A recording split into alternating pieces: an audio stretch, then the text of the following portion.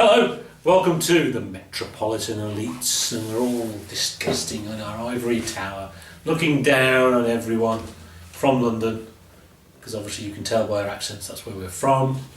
From London, isn't it? The lizards who are aliens and stuff, and Illuminati triangles. Tell us what to say, and it was this. Okay. So yeah, Europe. Going straight into the Europe thing. I think we should do the Europe. I think this week we should talk about TTIP. Reason to leave number one. Basically, the evil businessman with his suit and tie.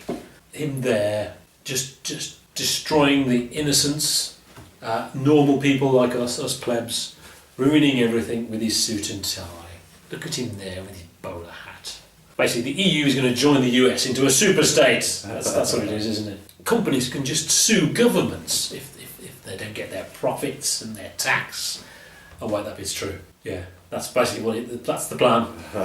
Governments can't question the authority of mighty multinationals. If they're going to lose profit from government policy, they can sue them. That seems to be what they point out, that their taxes and they can sue them. What? Really? Is that true though? I mean, That's the you're question. alluding to investor-state dispute settlement, which was set up originally for when developed economies entered into trade agreements with sort of developing countries. So there's a worry that investors would be put off by investing in countries if they thought they could, go and build all this stuff and develop all this stuff, and then the state can come and say, no, we're having that. Yeah. Or if it goes wrong, there's no sort of way for them to recoup any of the money. And what's happened is that's kind of developed into something a little bit more sinister. The real issue is it's a real opaque system where you have an independent arbitrator appointed who is kind of invested in the system because he gets paid for doing it, basically. And you've had a situation where the arbitrators that they've appointed have then gone on to work for companies that they've been involved in the arbitration with. So that's a little bit odd. It's also very expensive to defend this sort of thing. So a company brings a dispute against a state, says, "Oh, you've done this is wrong. We need arbitration here." Well, the average cost of defending that is about €8 million. So it puts states off making decisions that they would like to make for fear of being hit with a bunch of arbitration. We've looked at this, a lot of people have looked at this and thought that this is completely beyond the pale. And there's a few instances. Do you remember a few years ago where there was a Canadian company suing the state of California because California wanted to ban fuel with this sort of toxic additive in it? Yeah. That was ISDS. Philip Morris seems to be quite a bad one because because that's an example of a developed country being sued by a company from another developed country, which it was never really sort of intended for. So Philip Morris, who owned the Marlboro brand, have been going around suing everyone, basically. So they had a pop at Australia about the pictures that they put on cigarettes. They're saying it's over the top, and they want to sue for loss of profits. Uruguay had a go at. Uruguay decided that each manufacturer could only have one brand. So you couldn't have Marlboro Blue and Marlboro Gold, for example. You'd only have one brand. And they also brought in the horrible pictures on the packaging to tell people what happens from smoking, and they weren't happy about that. So that's the sort of the focus of the anger against TTIP. Yeah. And it culminated in this big protest in Germany. 250,000 people turned up. And a petition submitted with 3 million signatures on it saying, "No!" Yeah. And the commission sort of scratched their head and went, "What? You don't like this?" And they've been trying to figure a way of getting around it and making it more reasonable. I think there's a few things about that, really. We've come to an agreement with Canada over a free trade agreement, which is basically going to be the same as the American one. But that's already agreed, and people don't seem to be up in arms about that. Yeah, which if enough people notice. I mean, so what are the benefits of TTIP? What are they saying are the benefits for the European Union? Well, I was looking for this. I was trying to look for some defence of it, and I found people defending it, but what they were saying didn't really relate to what people were complaining about. So it appears that it's not defensible, or they're not defending it very well. I mean, there are a few things. So the idea is that you bring down the barriers to trade. Now, there are very many levies made against American goods into Europe, so it's not so much about the tariffs that are put against trade. It's more about the non-tariff barriers. So sort of standardisation, and the example they give on the BIS website is that there's a company up north somewhere, Preston or something like that, that have invented a cap that people can wear when they're having chemotherapy. It's a cooling cap, and it reduces the amount of hair loss that people get when they have chemotherapy. And it's gone through a load of tests to make sure it's safe and it does what it says, and it's for sale throughout the European Union because there's no once it's given the okay here, it's okay for sale in the European Union. But if they were to go to America and try and sell it in America, it'd have to go through the whole testing rigmarole again, which is very expensive. Which is okay for big companies with big budgets and they're expecting large sales, but for small to medium-sized enterprises, it's quite difficult. Yeah. So they're trying to get all the standards together, make them all line up so that we can trade more easily with the United States. And theoretically, it's supposed to be better for small to medium-sized enterprises. Yeah, and obviously the concept of less borders is appealing, isn't it, to a lefty? It's interesting how so much of it is about lining up with the US, and part of the complaints was, they don't have unions over there, so there'll be less unions. But actually, that isn't true. But usually in the US, they have more powerful unions than we do in a lot of places, which is it's not the image that's painted for us. But it's true. So actually, if that went through, you'd have tougher unions. But that's a good thing. Possibly. Even so, given the indications that there have been studies to say how this would affect the economies in Germany and the UK, it does seem that the effect seems minimal. They're talking about an increase in GDP in the EU by about 120 billion euros. Sounds like a big number. This is by 2027. But that's 0.5%. A 0.5% increase. It hardly seems like a massive thing, and the effect on wages, because you can have a marginal increase on wages, but theoretically it's going to bring prices down, increase competition. But the real industries where it's going to affect doesn't really apply to the UK. So the impact on various sectors, so metal products is going to be quite good. There's going to be a lot more transfer of metal products, increase of 12%. We don't own any of those, though, do we? But we're not big on it because we have had a pathetic industrial policy for the last 30 years. Yeah. We don't really export this type of thing. Whereas Germany, and this is the big thing, the impact on motor vehicle exports is supposed to be an increase of 40%. So realistically, the TTIP is an agreement for Germany. So you've got massive car manufacturers. Yeah. They're going to be able to send cars to Germany a lot more easily. We have car manufacturers here, but they are foreign-owned car manufacturers. Whether we would actually get a slice of that cake, I don't know, because presumably they're already selling into the United States via another trade agreement. I don't know.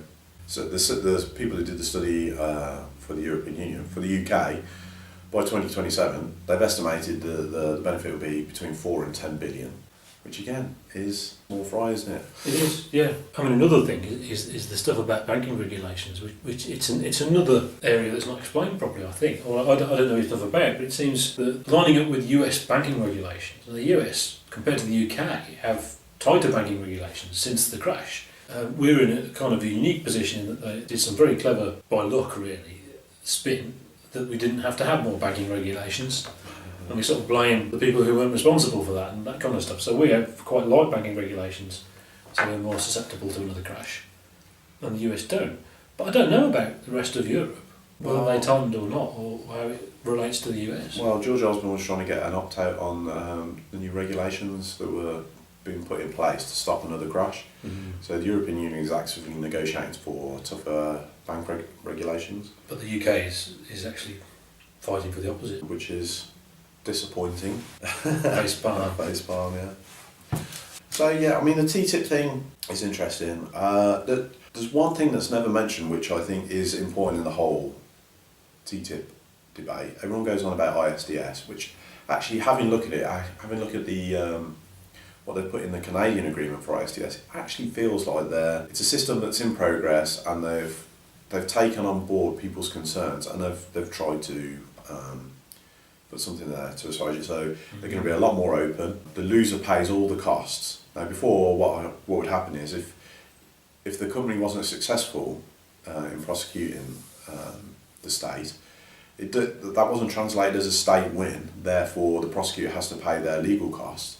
It was translated as the state didn't lose. So they still had to pay their own legal costs, which was a bit rubbish. So they've addressed that. ISDS is going to be in there, but hopefully it's this more sensible thing. But the real question for me is, can you, and I think this is what it's really actually about. I don't think it's actually about ISDS. I think it's more about the US. People are a little bit sceptical about the US because realistically they are the number one country for violating World Trade Organisation's agreements. Yeah. They are number one in the world, you know. Yeah, they basically do what they like. Yeah, they do what they like. And they've used certain schemes like anti-dumping policies to punish exporters or foreign exporters trying to get goods into the US. And they've effectively fiddled the system through various mechanisms, one of them's zeroing, where they've artificially inflated the tariffs that should come from the anti-dumping regulations. You know, there's a lot of these cases being addressed by the World Trade Organisation. Yeah. And the US just, every time they get ruled against, they don't seem to change their policy. They just carry on. Yeah. So why we would want to enter into an agreement with a country blatantly doesn't abide by agreements anyway, world agreements anyway, is a little bit peculiar to me. And I think that's the worry, isn't it? It's not explicitly being said. That's the worry. It is the EU. Is it really all about neoliberalism? Is it all about globalisation? And are these very right-wing people in the EU really wanting to just make us join the US? Well, I just think that's the way they think. I think the Commission is packed out with neoliberals, so they see ISDS and they don't see a problem with it. They go, oh yeah, that's great, really good idea. Yeah. It just didn't seem to enter their heads that actually people wouldn't like this if they actually found the details of it. And I think Germany's particularly susceptible because they've gone through a dispute at the moment which hasn't been settled, where after the Fukushima reactor problem, I mean, Germany was going through a process of getting rid of its nuclear power generation and going to renewables or whatever. And they decided to accelerate that after that. They saw the fallout for that and thought, well, actually, we should speed this up. Well, there was a Swedish company that was paid to maintain these sites, and they've actually gone to arbitration to get some recompense for it because they're saying it's unfair. No one really knows how much they're suing them for, but the estimations are between 700 million euros and 5 billion euros. Nice. I mean, it's completely over the top, I mean... Some numbers. Some numbers. Well, just, they're talking about future profits and past profit losses and stuff like that. And I think the Germans are looking at this and thinking, wow, this is bloody bonkers. Which is why there's so much anti-feeling to it in Germany, because it does seem to be Germany-led, this feeling against TTIP. Yeah, there seems to be so many elements to it now, and some of it I don't believe. I think some of there's a lot of people writing stuff on the internet about TTIP now. It's a hippie subject. Yeah. And that means people write stuff, and some of it's true, and some of it isn't going to be true. Talk about including stuff about data privacy and ISPs having to monitor your internet usage, being forced to monitor your usage. But it's with all the data privacy stuff. Like with Edward Snowden and all that, we know they do that anyway, don't they? Oh, of course they do. Of course they do. Yeah, but the fear is, if there was a change of heart, and let's say we had a more progressive government who wanted to roll that back, the argument is that TTIP and the investor-state dispute system will make that harder. Yeah, which is that's the idea, isn't it? Yeah. So if the NHS was a particular issue that came up, would we be able to renationalise parts of the NHS that have been privatised after TTIP? Well, if there's an American company who is supplying widgets to the NHS and the NHS decide, well, no, we're going to nationalise it or whatever, are they going to be sued, and is that going to stop them from doing it? Theoretically, it shouldn't be like that. As I say, ISDS seems to have been through some kind of progress, and it feels like they're genuinely taking it on board, people's concerns. I mean, the Commission even suggested a new court system specifically for it, which would be transparent, but a bunch of German judges kicked it out, so I don't know, that's ridiculous. But I mean, creating a new legal system for corporations is the wrong way to go, but it shows that they're genuinely concerned about addressing the issues that people are raising. Yeah. So how does TTIP weigh in on the debate around Europe? Well, I don't think it weighs in very much. I mean, it is a EU agreement, but if we were outside of the EU, we'd still be doing it. We'd still be doing it. And we'd still, and our voice would still be the same in the wrong direction. Yeah. Well, we have bilateral trade agreements with lots of countries that have ISDS as a component of it. Yeah. So we're not immune to it. So is this an argument for the EU being a moderating force against our fuck-witted lunatic government? Well, actually, I think it's an argument for the UK negotiating with the US on a trade deal is a different order of magnitude to the EU negotiating with the US. That's the thing. We actually have the EU actually has a we're a bigger economy than the US, yeah. a bigger market. So the US has got theoretically more to gain from it.